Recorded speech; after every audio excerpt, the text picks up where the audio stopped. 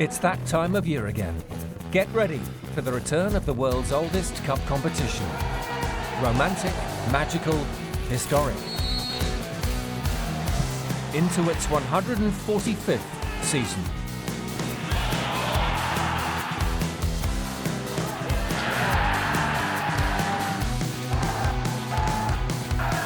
Welcome to the Emirates FA Cup Preview Show. Coming up, why Jack Wilshere fits just right for Luton. It's tough, when you're a young coach trying to find his way, and you need someone and a club that has a lot of love for people and a unity and a family feel, and this club definitely has it. The Essex Derby, headlining round one. Very fiery. Sort of bragging rights as well. Both just competing to be the biggest club. 747 clubs entered. We've got the best stories from FA Cup qualifying. I just know that they are very competitive and they both want to win. And it gets competitive in our FA Cup quiz. Sugar.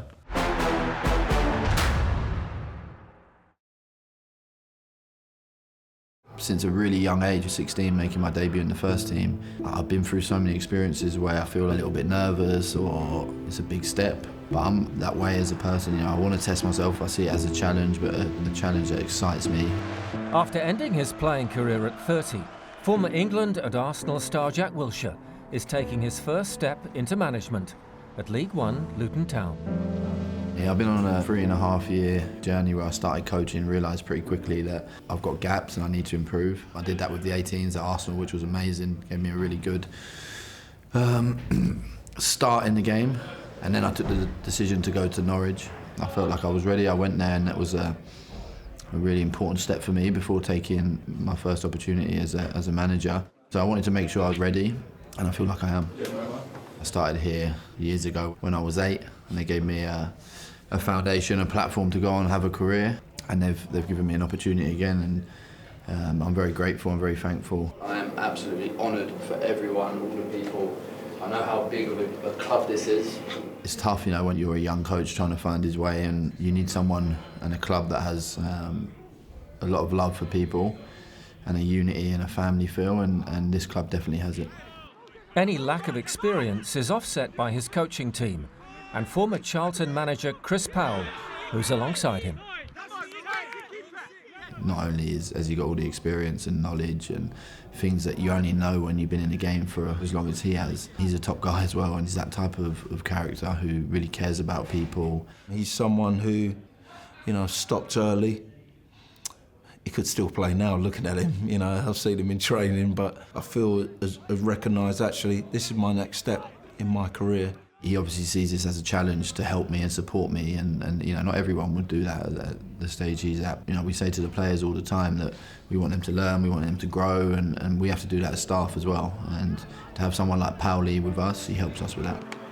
Together, their challenge is to revive Luton after successive relegations. I think that's the beautiful thing about this club is we've got players who they've been here before and then they worked their way up to the Premier League and they deserved it. We have to find out what it was that made you so successful and try and bring that back. As an ex-player, I think there's one thing that we definitely do have, and that's empathy. I've never met a player that doesn't care. But of course, confidence is affected, and that can change a lot of things with the way you're feeling, you're overthinking things. Definitely have players that are good enough to get us out of this league. We have to build on this momentum where we're growing. But yeah, the ambition is to get promoted, and I said that on day one, and I'm not afraid to say that. The immediate task is Friday's tie with National League Forest Green, managed by another former Premier League star, Robbie Savage. I know Robbie. I love Robbie. I think he's a great character. He's good for the game. I think probably actually when you talk about a team reflecting the manager's character, I think they do that very well, and that's probably one of Robbie's strengths, is getting the best out of the players and bringing energy into them. So yeah, we have to make sure that we kill their spirit, but knowing Robbie and knowing how he is, they'll keep coming and keep coming, so we have to be there for 90 minutes. You know what, I think he's a character that we need in the game. People say he's outspoken, I just think he tells the truth. He's a player, I think, when he played for your club, you loved him. And obviously when you didn't, he was a pantomime villain, but he revelled in it, and why not? Good luck to him, but obviously not against Luton. I love this competition. It was very important for me in my career. We can be one of the teams that go on a little journey and you know, in the third round the Premier League teams come in and we keep talking about the level we want to get to and the ambition we've got. Well, to see it in our face would be nice, so we want to make sure that we do what we need to do to get that opportunity. I don't think he should be fooled by his age, because I think there's a young man who's football bright, he's got intelligence.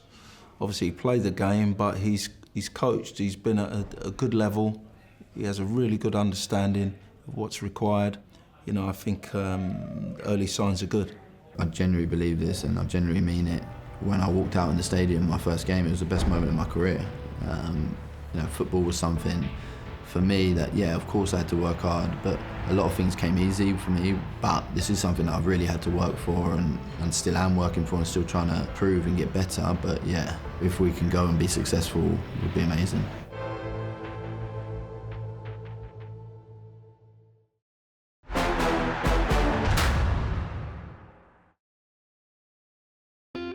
Qualifying for this year's competition began in August at non-league level. Amongst the 747 clubs to enter were Manchester's Abbey Hay, run by a unique leading man. I'm not a chairman. Honestly, I'm a football man. I've known Terry a long time. He's a non-league legend. You know, everyone sort of comes to me just to sort things out. If it wasn't for Terry, we probably wouldn't be here.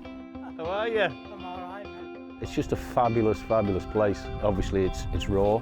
Some areas are sort of underprivileged, but it does make any difference. You know, we're the hub of the community. This is our new centre forward. We've just signed him on today. Yeah, he's playing today. You're a bit late, aren't you? I was getting the box late. The volunteers here, they work tirelessly. This is one of our directors, Gordon, behind bar. I thought my life's complete, but it wouldn't be the same without Abbey Hay and football. Legend, this one. Legend. I'm hoping to see my time out here, and like one or two others in here, I'll have my ashes will be spread on this pitch at some stage of the proceedings in many years to come, I hope. All these are AFC, Liverpool supporters, so we've got to be careful. These are ones that are going to cause all the trouble later. So AFC Liverpool actually stands for Affordable Football Club. It was a revolt against the Premier League when they brought out the 39th game. They were looking to do it. A lot of our committee decided the way it was going just wasn't for them, and they wanted to come and obviously have a go at grassroots and make football affordable for Liverpool fans that couldn't afford the match. I expect us to win the game today. I expect us to create chances. Are we up for it? Come on! Come on! Liverpool v Manchester, you know, it's that sort of camaraderie. So yeah, it'll be a tough game today. How's that yellow card?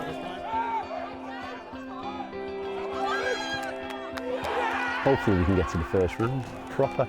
That's the target I've given the manager. He just burst out laughing like you have. Abbey Hay went ahead, but AFC Liverpool levelled in the second half to take the tie to a replay, and there was disappointment for Terry as the Merseysiders went through. Cambridge City made the trip to Norfolk in the preliminary round, led by player-manager Jamie Curison, entering the 32nd season of his career. Started as a young kid playing Sunday football, and then obviously went into an academy and then on to professional game, and played for numerous clubs and enjoyed every minute, scored a lot of goals, and obviously I'm still here trying to do what I've been doing, you know, since the age of 15. He's now 49, and City are Curison's 22nd club. He named himself on the bench for their tie at Malbourne Wanderers. For any non-league club, progressing in the FA Cup is massive. A lot is at stake every time you're sort of in each round, so it's important today that we do everything we can to get through to the next round. Despite Cambridge City's best efforts, the home side prevailed. Ryan Crisp's header and a stoppage time finish from Tom Hunter left Curison to reflect on his decision not to bring himself on. We lacked that little bit of creativity, we lacked creating that one chance that you want. Stupidly, yeah, looking today, needing a goal, I could have maybe thrown myself up, and I felt that I wasn't needed. But then, you know, we look around, I've lost and we haven't created any chances, then you go, maybe I should have played myself. But I have to make sure we get this team right and pushing up the league and winning games, rather than worry about, you know, my stats and me making more appearances. A month after that defeat, Jamie parted company with Cambridge. But in October, he made history at 50, becoming the first player to score in all 10 divisions of the football pyramid. In the first qualifying round, we were on the road and in the air with Jersey Bulls, the Channel Islanders who made the flight to Burnham in Buckinghamshire. So today's been a relaxed one. We had a later flight than normal. Normally we're on the red eye, sort of 6, 7 o'clock in the morning. This one, casual flight at 10 o'clock. Once we land down at Heathrow, then it was straight onto the coach and then onto the ground.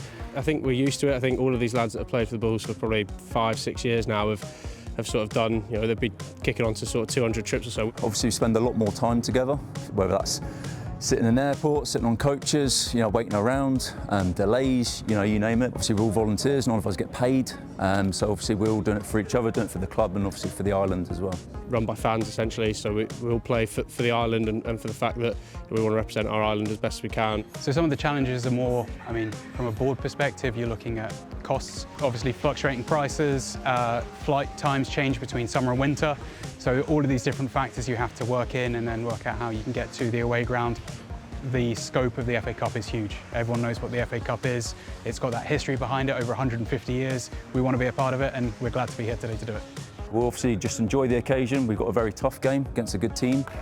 So yeah, let's hope we can get through to the next round. And the Bulls made the occasion worth the trip. Jack Lumsden opened the scoring. Ryder Santos scored a contender for goal of the round, before Miguel Carvalho's penalty capped a 3-0 win. I thought we were really good today. I thought in terms of in possession, out of possession, it's probably as good as we've been this season. It makes the journey a little bit easier. Well, we've got to get quickly going because I think we've got about 2 minutes before the coach leaves. But we jump on the coach, get back to Gatwick Airport today. Sort of dash through security and then we can chill out a little bit. Now, what we're really doing is waiting until Monday, 1 o'clock, when the next draw goes and see if we're flying away again or flying someone in. So the Bulls were through, and there's more qualifying action later in the show.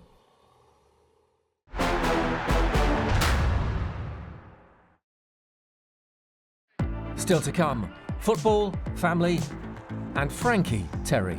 John played for Chelsea, and then my other uncle Paul Konchesky played for the likes of West Ham, Liverpool. So yeah, I've got good history. And how last season's Giant Killers reached round 1. It was about getting through because that's what the FA Cup's about, and we've done that.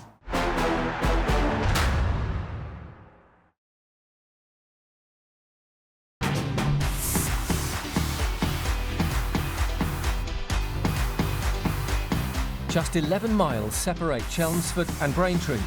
Geographically close, but there's no love lost between these Essex neighbours. If I left here and drove 20 minutes in that direction, I'd get to Braintree.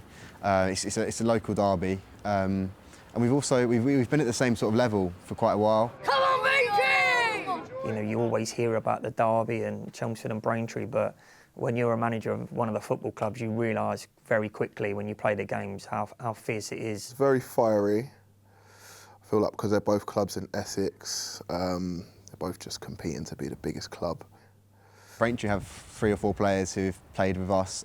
And then if you come to our side of the field, there's quite a lot of players. Angelo obviously being the big one, our manager, and he brought with him quite a lot of coaching staff as well. So there'll be all sorts of crossovers. I've got some really good memories at Braintree, and but this is a new chapter for me. I'm at Chelmsford now. That definitely adds a little bit of spice to the fixture. Well, I first came here in the summer of 2022 with Angelo Harrop as his assistant, and then took up the reins after Angelo had been relieved of his duties. I was at Chelmsford as well a couple of years ago. For the fans especially, it's sort of bragging rights as well. So obviously we want to come out on top and just winning the derby, yeah. My dad played and both my uncles played as well. Obviously John played for Chelsea, and then my other uncle Paul Konchesky played for the likes of West Ham, Liverpool. So yeah, I've got good history. They can lead me in the right direction and stuff. Everyone dreams of playing FA Cup, and especially as a lower league team, if you can go on a good run, it's a really good feeling, a really good experience if you get a big team next round. Cup competitions and the revenue from those competitions are our bloodline, and obviously making the first round was a priority. The fact that obviously it's thrown up a game such as it has just adds to the intrigue, really. Number 72, that is Braintree Town of the National League. My history of Braintree, so I joined there late on 2 seasons ago, I think second half of the season. We had a really good run of games where we went unbeaten. We found ourselves into the playoffs and came to play against Chelmsford in the semi-finals. Obviously we in Chelmsford came out on the wrong side of that, so it's a score that we would like to settle. Braintree beating us at any time would be, heartbreaking, but beating us in the playoffs is gut-wrenching, really, and even worse for us that they went on and got promoted. Number 72, that is Braintree. Yeah, I mean, look, it was written in the stars, that draw, and I was sitting with my family, and we expected this to happen. You know what? I haven't really received any stick or anything like that. I'm not really one to give it a load on either side, so hopefully I can just stay out of the crossfires of fans and whatnot. I also think that they do respect the job that myself and our staff done, but I also understand there's going to be a little bit of needle there as well, because ultimately I've joined their neighbours and there is a lot of hatred between both clubs, so I'll stand with my shoulders nice and big and embrace it. It's what we get into management for. It's not about Chelmsford, it's about us and us progressing and us being in the hat for the second round draw, and that's all I'm concerned about and that's all I'm focused on. Yes, Braintree will go into it as slight favourites, but we've probably got into play into the fact that we're underdogs and not let them underestimate us. And ultimately, we're on TV. Go and show people what we're about. It goes keep or split the line. For me personally, it's a big game, and it's a game that I'd love to finish the match and celebrate a big victory, get this football club in the second round against my former club.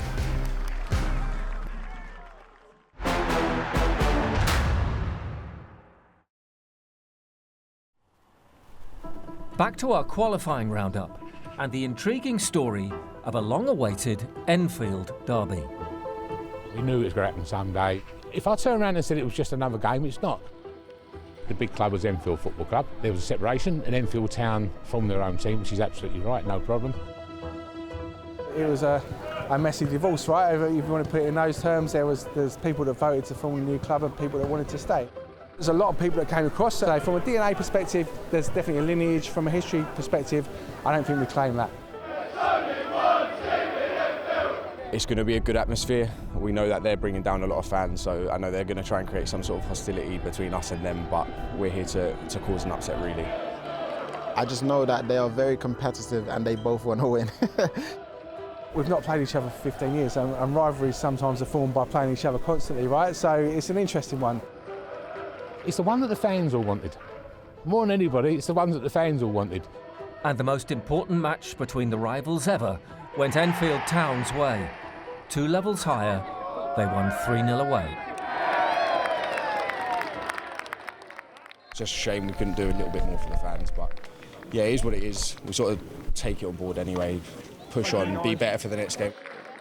We had a lot more fans than they did at their own place today. You heard them singing literally from the start of the game till the end, so that's how much it meant to them and that's how much it meant to us.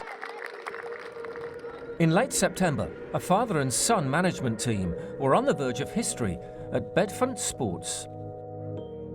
This was the club, if you like, I started my adult coaching life at. I grew up 2 roads down the road. And we grew up and this is where he played football as a kid, and my daughter played football as a kid. As any father-son relationship will be, there's good times and there's bad times, but we have to learn to forgive very quickly. We're both very similar, we've got opinions about football, so we have a row about it and we agree I was right, and we move on. They're both very detailed, but they have different ways of going about it. Alf is into more the stats and videos and highlights, analysis, stuff like that, whereas Barry's a lot more of an eye test sort of thing. The balance works perfectly. It's a massive, massive, massive opportunity. The pressure ain't on you boys, not at all. The pressure's on them in that changing room.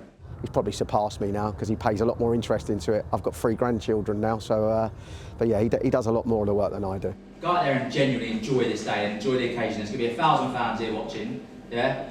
And there's going to be probably more of them than us, but go and spoil it. The father and son relationship's great to have. I'm a massive fan of stories like that. It's a great story, but hopefully the story ends today. Competing in the FA Cup, if you don't understand what it means and you're not really a football person, this is a privilege. And an FA Cup shock was on the cards when Bedfont took an early lead. And Slough were reduced to 10 men soon after. But 2 goals from Josh Adepoju turned the tie on its head, and it was the National League South side who progressed. For Chapman Senior, the defeat felt particularly poignant. For me personally, the potential plan is for this is going to be my last year, so I'm even more upset that we had such a chance, and that's potentially my last go at the FA Cup. So yeah, but yeah, certainly good to share it with my son. In the 4th qualifying round, Tamworth were eyeing another run in the limelight. Really looking forward to it. Obviously the memories we made last year were unbelievable, and over the years you say as a player and a manager, you know, this is what the FA Cup can bring, and last year was proof of that. Pressure penalty here for Burton. Oh, and Singh's held on! Another terrific save! We still see the highlights and the YouTube clips, and you know, now the FA Cup's starting, just brings back memories, and obviously good memories for us, and you know, why can't we do it again? And that's got to be the message. The games we had here were unbelievable. The result at Burton, you know, to have Tottenham Hotspur come here and the players and the manager is, you know, all surreal really, and all the sort of things you dream about as a young kid when you're into football. Spurs weekend, I think I joked about on every single interview I did before the game that my missus might come 2 weeks early, and you know, little boy's nearly 10 months today actually, so I thank my missus letting me play that game really. Tamworth had a great run last year, you know, Tottenham here, and a few years before that Marine did the same thing against Tottenham, funnily enough. It shows that little old clubs like us in the, you know, in the Northern Premier League can reach them dreams. Of course, as a manager or player, that's exactly what you want. That draw's unbelievable. You know, you want to get in the hat when the league clubs come in, and you want to try and draw with them. But as I keep saying, you know, you have to earn the right, and that starts today. 1 goal settled it. Skipper Ben Milnes sending Tamworth into the hat for round 1. I actually spoke to some young mascots when they asked me who would score the first goal. I said Ben Milnes. I didn't expect to be ahead of that. I think it's the first we've ever scored. And we wasn't bothered how we won or who scored. It was about getting through, because that's what the FA Cup's about, and we've done that. It's great that obviously we've got the win and we're through to the first round, and hopefully we can get a decent tie and hopefully repeat last year's run. And Tamworth were given the home draw they wanted against Leyton Orient this weekend.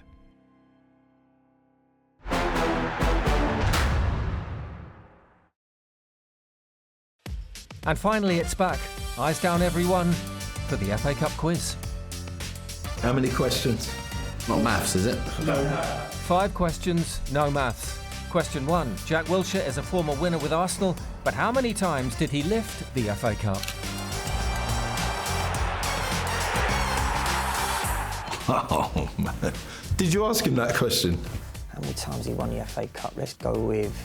Jack won it. I'd like to say twice. 2 times? 2. Twice? Well, hold on, I won the Youth Cup as well. We counting that? Only the FA Cup in this quiz, Jack. Wilshere was twice a winner with Arsenal in 2014 and 15. Question 2, and this weekend features an Essex derby between Chelmsford City and Braintree Town. But which Essex club play in the EFL? Colchester. Oh, Colchester. Colchester. Colchester United. Correct. Colchester United of League 2 are the only Essex-based EFL club. Question 3. Which non-league club took Tottenham to extra time in last season's competition? Oh, I watched it. You know I'm a Spurs fan, don't you? And I was obviously cheering for them. So I should know that, yeah. And I don't live too far. Tamworth. Tamworth. Not Tamworth. Tamworth. A full house. 5th tier Tamworth held Spurs to a goalless 90 minutes before losing in extra time. Question 4. Who are the current FA Cup holders? Not Liverpool, is it? The current holders. Newcastle. Christ, that's a bloody good question, isn't it? Ah, you have to tell me. Pass. Crystal Palace. Crystal Palace? Oh, Crystal Palace.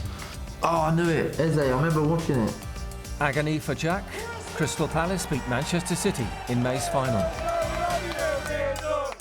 And finally, how many clubs entered this season's FA Cup? Is it A, 544, B, 650, or C, 747? Wow. B. 544. C. C. 747. We mentioned it, a jumbo 747 clubs have entered this season's FA Cup. And this week's winner, full marks to Chelmsford's Angelo Harrop. Is that it? 5 out of 5? Maybe that'll give us the luck we need for Saturday, eh?